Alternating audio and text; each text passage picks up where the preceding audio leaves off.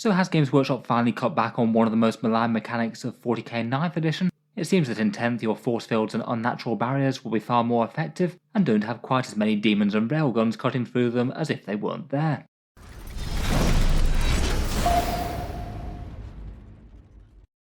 Hello and welcome back to Warspets Tactics, where today we're talking invulnerable saves and potentially the lack of them, and how one of the subtle changes of 10th edition seems to be that invulnerable saves aren't going to be getting ignored anywhere near as frequently as they are at the moment. In Warhammer 40k, one of the general ideas is that as well as your standard saving throw to represent your normal armor and toughness, certain units also might get invulnerable saving throws to represent arcane defenses that they might have, perhaps most commonly things like force fields or maybe things like Eldar holo fields and things, the raw demonic nature or certain raw toughness of things like bionics, and potentially for a few exotic units like genestealers and assassins the ability to dodge out of the way of even ranged attacks. The idea behind them is that your normal weapons just won't be effective against these sort of defenses, hence the name, and they're kind of invulnerable to your normal countermeasures. As mentioned, ignoring these barriers maybe has been a bit of a progressive thing throughout 9th edition. I feel that perhaps the root cause of the problem is probably Games Workshop just introducing more and more AP into the game. Over the course of 8th and 9th, as successive codexes came out, even small arms tended to get AP-1, and things like AP-3 and 4 attacks were just very easy to come by for a whole bunch of armies. That meant that for people who wanted reliability in defense, it often meant that the units with the invulnerable saving throw access tended to be a bit better than some of the rest at surviving incoming hits, perhaps particularly aggressive units like maybe Sisters of Battle Sacrosants, Space Marine Vanguard veterans with storm shields, or perhaps units like Necron Wraiths or Lich Guard. Then, kind of a consequence of this, a lot of units out there have invulnerable saves, but Games Workshop still want their biggest and baddest threats to be absolutely lethal and cut through even the most elite of infantry, and that meant that particularly over the last few codexes, more and more things got handed out an ability to ignore invulnerable save in some way. Mortal wounds were perhaps the main way that it was actually built into the main game rules. For the most part they tended to represent super dangerous attacks though, particularly things like psychic, so maybe made a little bit more sense than most, and perhaps initially at least the rule tended to be a bit more limited to certain absolutely all-powerful figures in 40k, things like demigods of shadow and death, like the Nightbringer, the Incarn, or Be'lakor. Pretty big supernatural units that you might expect to have some pretty exotic and arcane abilities going on. Perhaps a bit less expected though were things like character killing units, things like Skulltaker and Lord Invocatus, whose weapons can suddenly cut through character invuls, and then in particular the ranged weapons that could do it, they certainly caused a big impact when they dropped, things like the Tau Hammerhead Railgun, swiftly followed up by the Leagues of Votan Railguns and the Guard Vanquisher Cannon.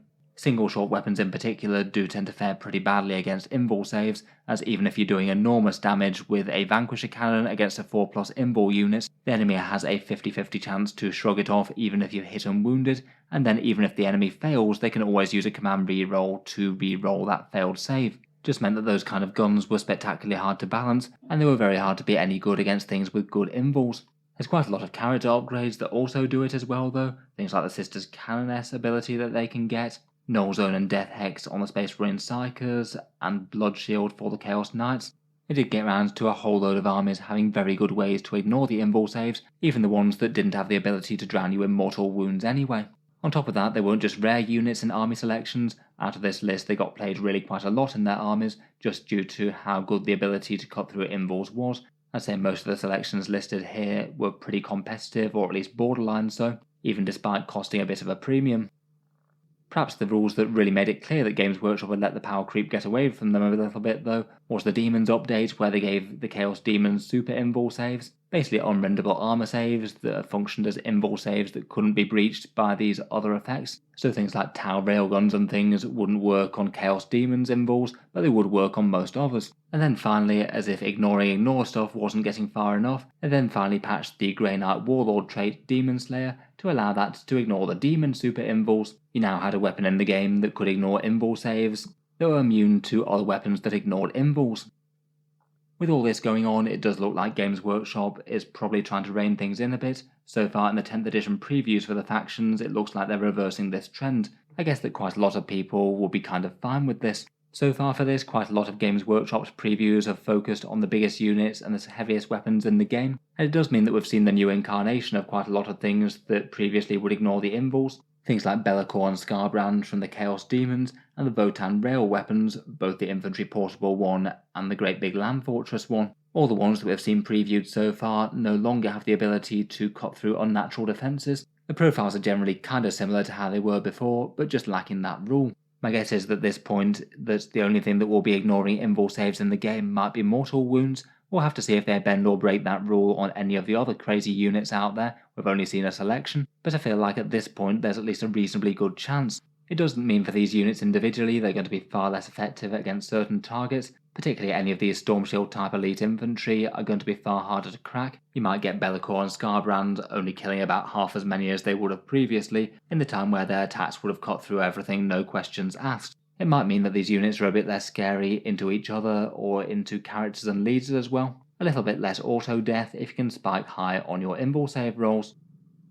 I guess mortal wounds are the flip side of this as well. It looks like they'll still be in the game and there's no indication that they will bounce off invuls now. Though again in 10th edition it does seem to be their general design philosophy that they're going to be toned down a bit. Over the course of 9th edition we've had armies like Grey Knights, Thousand Suns and Tyranids, all when they were strong were handing out absolutely buckets of mortal wounds and being pretty efficient into all targets, never mind just heavy stuff. Generally all of these guys relied on their psychic powers a bit to get the sheer amount of mortal wounds out, and it does look like Psychic is no longer going to be locked to pure mortal wound damage, though a fair few of their attacks do seem to still get devastating wounds. I'm sure that mortal wounds will very much be alive and well in 10th edition, but it does sound pretty plausible that we're not going to get entire armies that just use them as their main mechanic, and just blast you with something like 20 to 25 of them each Psychic phase.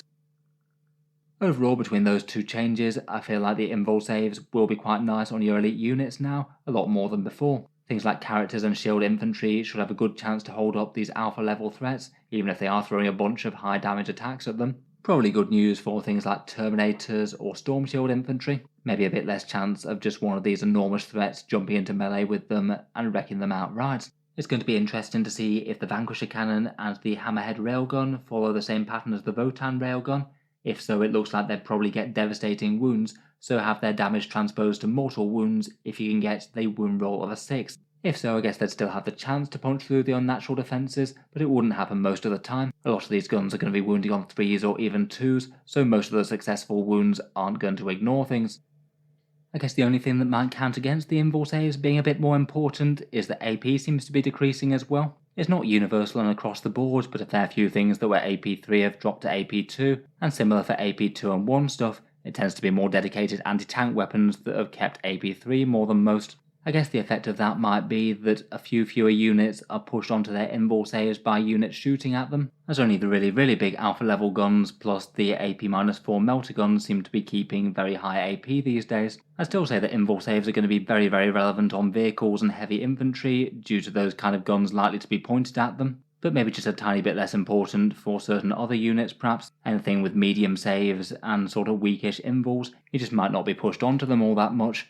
Maybe one example of that is the Sisters of Battle with their 6+ invul save. I feel like it's now going to be kind of rare that they're ever targeted by AP-4 weapons for that to be meaningful. Not now we're losing things like army-wide extra AP for Space Marines via combat doctrines. Obviously whether or not units with invul saves are efficient or not remains to be seen. Each individual example is going to depend on how many points they charge for the privilege, but I feel like probably overall invul saves are going to be a bit more relevant after this, particularly on characters and vehicles that are very likely to get targeted by very heavy hits. Let me know your thoughts anyway. Are you glad to see the back of Ignores-Invulns mechanics being quite so relevant? Look forward to hearing your thoughts down in the comments. If you've enjoyed the video then feel free to subscribe to Auspex Tactics, or I'll certainly keep the regular 40k videos coming. I do tend to post new ones just about every day.